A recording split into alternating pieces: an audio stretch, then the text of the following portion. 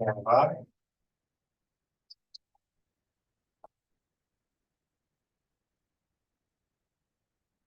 Good morning, everyone. Thank you for tuning in. I'm Mayor Cogswell, and suffice it to say, Tropical Storm Debbie is here, and it looks like she is wearing out her welcome.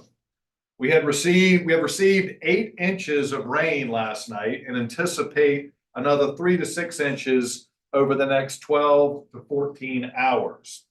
This compound flooding, coupled with wind gusts of up to 40 miles an hour, will continue to create dangerous conditions for our first responders and residents alike. As a result of this latest forecast, and at the request of both the city, police, and fire departments, I have made the decision to extend the curfew through tomorrow morning. While I know this is frustrating to some, the reality is that nobody should be out on the streets in these conditions unless it is an absolute emergency. Bottom line is, we need you to stay home until this passes. The curfew is working. We especially don't need any yahoos driving through the water and causing damage to property. We have written a number of tickets and will continue to do so. So please stay home. The good news is that there were no overnight rescues and no reports of injuries to residents or emergency responders, which of course is the goal for keeping people inside during these extreme conditions. Rescue teams stand at the ready with partner agencies prepared to assist in the form of both high water vehicles and swift water teams. Speaking of collaboration, the city is coordinating with local, state, and federal partners at all levels. The governor in particular has been helpful in providing additional pumps and high water vehicles to our city, and the National Guard resources arrive today. I also want to give a shout out to the folks upstairs and out there on the streets helping to keep our city safe. They are dedicated and trained professionals, and it shows. I also need to say thank you to the hospitality and food and beverage industry for leaning in and providing rooms and provisions for these brave men and women working around the clock. It frankly is pretty inspiring to see the community coming together in times like this. As for the coming days, starting early tomorrow, it looks like rain will start to lessen somewhat, but we are then looking at potential higher gusts of winds coming our way. This, coupled with how saturated the ground has become, creates conditions where we are likely to see more trees coming down and potential power outages. To that end, we plan on assessing conditions at 7 a.m. tomorrow and making a decision soon thereafter as to what to do with the curfew. But until then, it will remain in effect. Again, I know this may be frustrating, but I feel that this is the right decision given the current conditions. With that, I'm going to turn it over to Chief Walker with the Police Department. Thank you, Mr. Mayor. Good morning, everyone. First, thank you to all those who have adhered to the warnings and the curfew. We have noticed the vast majority of you have complied, and I'm extremely grateful for your cooperation. However, for those who are out, I want to reiterate a crucial point. Please do not drive around our barricades. These barricades are here for your safety. Ignoring them not only creates a preventable and unnecessary emergency, but will subject you to enforcement. As curfew continues, please understand that our officers will maintain road closures throughout the city. They are there to assist you, and please do not place them in any further danger unnecessarily. If you are traveling to work or experiencing a medical emergency, you may be allowed access based on the flooding situation. However, if you do not have to be out, please stay in. During this state of emergency, our public safety resources must prioritize critical emergencies. Do not create an emergency by driving around barricades or being on roadways unless it's absolutely necessary. So thank you once again for your cooperation. And I'll turn it over to Chief Curry.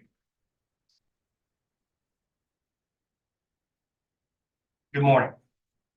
I think I state the obvious when I say that Charleston is incredibly fortunate to have such well-trained and dedicated employees, particularly those employees in the fire department and the police department who are out keeping everybody safe during this event. We are prepared for rescues. However, we do not want to perform rescues. The way that you can help make that happen is to stay inside for the duration of this event. You can stay off the roadways and you can adhere to the city's curfew. If there is an emergency, please rest assured that we are prepared to handle it. Fire department is upstaffed, police department is upstaffed, but the curfew has worked overnight as the fire department's calls have dropped dramatically. That's incredibly important because it enables the fire department to get onto different calls to restore quality of life, and most importantly, does not overload our resources. So we're available for things like structure fires that may come up. So please adhere to the curfew, stay safe, but know that we're here for you. Now, I'll turn it back over to the mayor for questions. All right, any questions? So the curfew will extend from this point all day until potentially 10 a.m. tomorrow. The curfew has not been lifted for today. It's not been lifted. We're going to keep it in place. It'll go through tonight and tomorrow. We will make a decision as early as 7 a.m., perhaps a little bit later, but we're going to reassess after our 7 a.m. briefing. Have you guys issued any citations since last night in regards to people going over barricades or anything like that? We have. How many?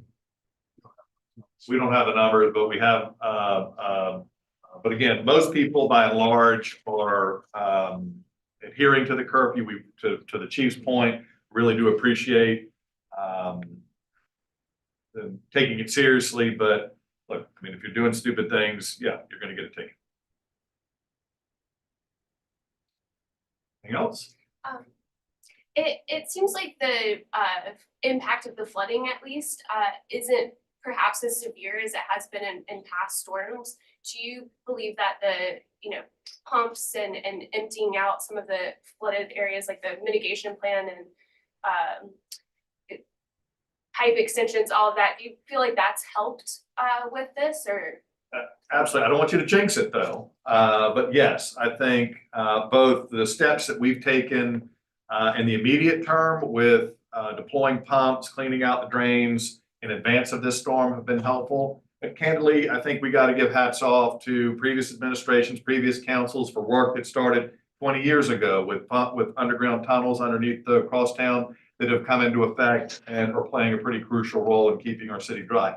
Couple that with we've been fortunate to have no overly heavy bands coming through where we're getting a large volume within like an hour or two. So that, along with being lucky with the tides, I think have kept the city relatively dry, but you're still seeing pretty substantial flooding throughout. Again, not just on the peninsula, we're seeing it all across the city of Charleston. So this is not just a peninsula issue. I want to be clear about that.